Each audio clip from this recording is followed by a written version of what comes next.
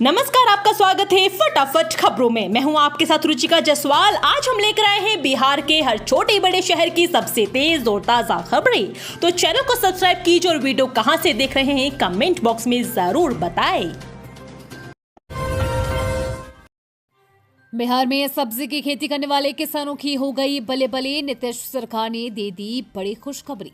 सब्जी की खेती करने वाले किसानों के लिए अच्छी खबर है। सब्जी विकास योजना के तहत किसानों को सब्जी की खेती के लिए आने वाले खर्च का 75% खर्च सरकार उठा रही है। ऐसा कर किसानों का आर्थिक बोझ सरकार कम कर रही है। सब्जी विकास योजना के तहत जिले में प्रति 45 हेक्टेयर में कद्दू, नेनुआ, करेला, भिंडी और मिर्च की खेती तथा प्रति 12 हेक्टेयर में बैंगन, तरबूज व खरबूज की खेती का लक्ष्य निर्धारित किया गया है। एक्सप्रेसवे, मेडिकल कॉलेज और बहुत कुछ। सीतामढ़ी पर मेहरबान हुई सरकार। रिपब्लिक डे पर लगा दी सौगातों की झड़ी। 17वां गणतंत्र दिवस समारोह धूमधाम से हर्षोल्लास के वातावरण में मनाया गया। सड़क से सीमा तक तिरंगा शान से लहराया।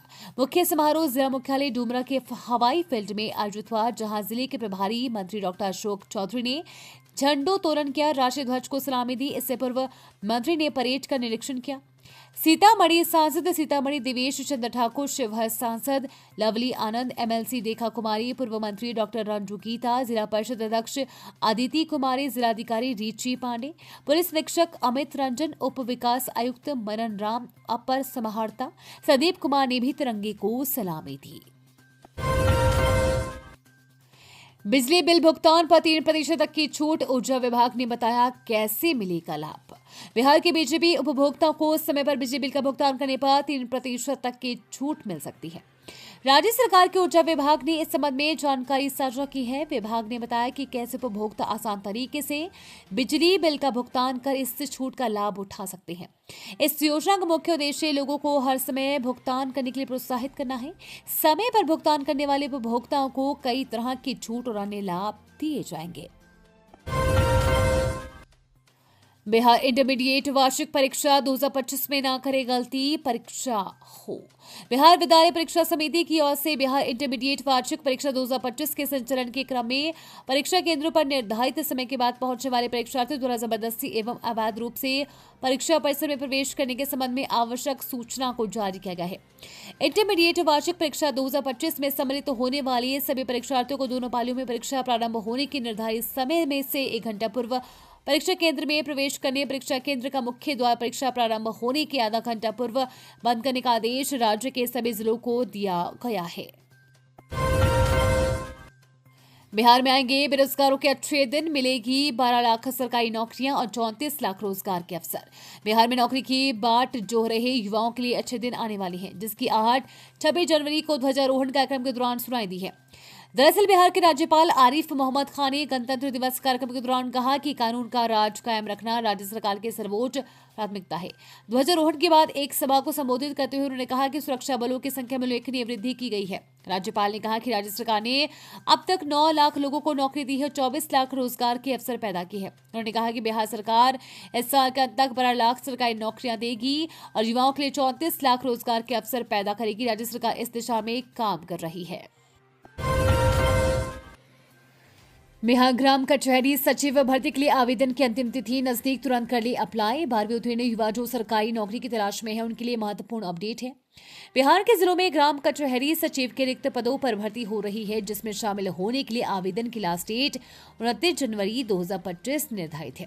ऐसे में अभी तक आवेदन न कर पाने वाले अभ्यर्थी जो इसके लिए पात्र हैं, वे जल्द से जल्द ऑनलाइन माध्यम से फॉर्म भर लें। आवेदन पत्र पंचायती राज विभाग बिहार सरकार की ऑफिशियल वेबसाइट psbihar.government.in पर जाकर भरा जा सकता है। बिहार ग्राम कचहरी पदों पर आवेदन के लिए अभ्यर्थी ने इंटरमीडिएट उत्तीर्ण किया हो या राज्य सरकार द्वारा घोषित समकक्ष अर्हता प्राप्त की हो। इसके साथ ही अनारक्षित वर्ग की अधिकतम आयु 35 साल, पिछड़ा वर्ग एवं अत्यंत पिछड़ा वर्ग की 40 वर्ष, अनारक्षित महिला, अनुसूचित जाति, अनुसूचित जनजाति की 42 वर्ष से अधिक नहीं होनी चाहिए। ग्राम कचहरी के पद पर पूर्व में काम कर चुके अभ्यर्थी के लिए अधिकतम आयु 55 साल तय की गई है। बिना ब्याज 10 lakh loan, Bihar startup policy युवाओं को बना रहा उद्यमी, लोगों को मिल रहा रोजगार। बिहार सरकार ने युवा उद्यमियों को बढ़ावा देने और राज्य में स्टार्टअप को प्रोत्साहित करने के लिए बिहार स्टार्टअप पॉलिसी बनाई है। इसके तहत राज्य सरकार स्टार्टअप शुरू करने के लिए युवाओं को बिना ब्याज के लोन उपलब्ध करा रही है। बिहार स्टार्टअप पॉलिसी के तहत बिहार सरकार की ओर से स्टार्टअप के लिए आवेदनकर्ता को बिना किसी ब्याज के 10 लाख रुपए का लोन दिया जा रहा है। स्टार्टअप को समर्थन प्रदान करने के लिए बिहार स्टार्टअप योजना की शुरुआत वर्ष 2022 में की गई थी। इस योजना के तहत स्टार्टअप को वित्तीय सहायता प्रदान की जाती है। इस योजना के शुरू होने से राज्य में उद्यमों को एक सकारात्मक माहौल मिला है। स्टार्टअप के तहत प्रोत्साहन योजनाओं का लाभ लेने के लिए स्टार्टअप पोर्टल भी शुरू किया गया है। बिहार स्टार्टअप पॉलिसी के तहत उद्यमियों को सीड फंड के रूप में 10 साल के लिए 10 लाख रुपए बिना किसी ब्याज के लिए दिए जाने का प्रावधान है। इसके साथ ही सीड फंडिंग के बाद अगर स्टार्टअप के विकास या उसकी सफलता सुनिश्चित करने के लिए ट्रेनिंग और मार्केटिंग में मदद के लिए भी आवश्यक प्रावधान है। अब हर महीने टीबी मरीजों के खाते में आएंगे इतने पैसे, सरकार इस तरह से कर रही है मदद। टीबी यानी ट्यूबरकुलोसिस एक संक्रामक बीमारी है। ये माइक्रोबैक्टीरिया ट्यूबरकुलोसिस नाम के बैक्टीरिया से होती है। टीबी भले ही संक्रामक बीमारी है लेकिन आसानी से नहीं फैलती है। जब कोई व्यक्ति संक्रामित के आसपास लंबे समय तक रहता है तो बीमारी की चपेट में आ सकता है। भारत में टीबी के मरीजों के लिए केंद्र से लेकर राज्य सरकार तक हर तरह की योजना चलाती है। वहीं बिहार सरकार भी टीबी के उन्मूलन और उसके मरीजों की सहायता के लिए कई तरह की योजनाएं चलाती है। बिहार सरकार अब टीबी मरीजों को अब हर महीने आर्थिक मदद कर रही है। भूमि सर्वे के प्रति जागरूकता बढ़ाने के लिए हुआ नुक्कड़ नाटक, कई सलाह और सुझाव दिए गए। राजस्व एवं भूमि सुधार विभाग ने भूमि सर्वे के प्रति जन जागरूकता बढ़ाने के लिए नुक्कड़ नाटक का सहारा लेने का निर्णय लिया है। भूमि सर्वे पर तैयार नुक्कड़ नाटक का प्रस्तुतिकरण सोमवार को शास्त्री नगर स्थित सर्वे प्रशिक्षण संस्थान में किया गया। 45 मिनट के इस नुक्कड़ नाटक में भूमि सर्वे से संबंधित जटिल विषय को आम बोलचाल की सरल भाषा में समझाने का प्रयास किया गया है।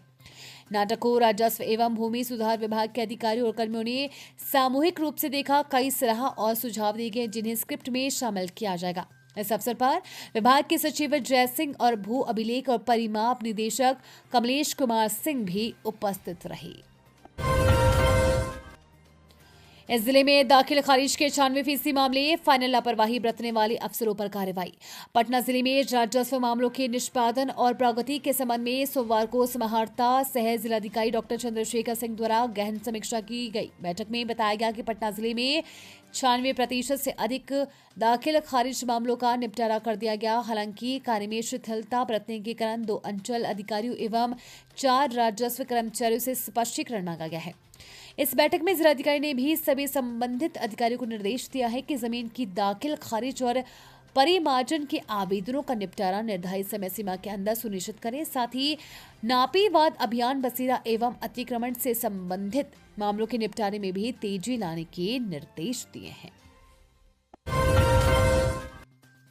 समान काम समान वेतन, बिहार रक्षा वाहिनी का 3 दिवसीय धरना, मांग पूरी नहीं होने पर राज्यव्यापी आंदोलन की चेतावनी।